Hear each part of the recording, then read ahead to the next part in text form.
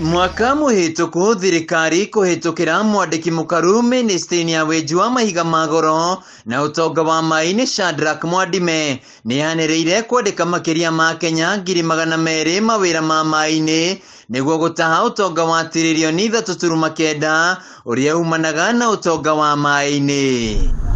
Na niguo gukinyaniria kioneki giki thirikari kuhitukira ministry ya githomo ni uritio itigire arutwo mathukuru ma secondary ni mathomithio kothi cia maini kuona no hindi mathomo ma CBC mareyarira guku bururi-ini.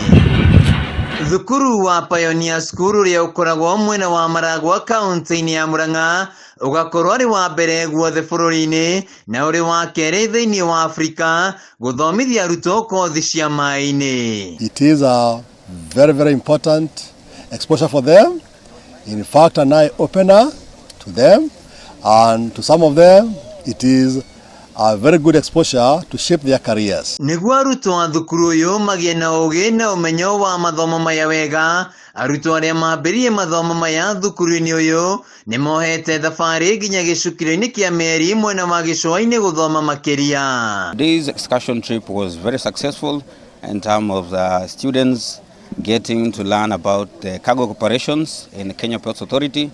They also had to see what happens daily on in terms of receiving cargo at the Kenya Ports Authority and the vast operations that go hand in hand with that. Kurigana na injinia wa maine Tyrus Rotich, mieke ya mawira ma maine ndirathingithio makiria na kuri na mieke mingi tari na andu. They also the students they were told about the vast career opportunities that are there in the maritime sector, ranging from the marine engineering, nautical officers, divers, and also those who are working in the office in terms of logistics. Munini wa murutani munene thukuru-ini uyu Daniel Mwaura ni ataririe uria thukuru ucio ugacirithetie mathomo maya hamwe na mautwarithia wa ndege. Of these students, today they have shown a lot of interest in maritime studies, and today they have had a chance of learning what goes on in a port, a port like Mombasa Port, and also what goes on in offshore marine engineering. Arutwo aya aria marohete thabari nginya gicukiro-ini kia meri mwena wa gicua-ini maugite ni magite na mwiciririe wa mawira mataroi makoragwo mai-ini. We are usually centered around careers that are like piloting, because most of us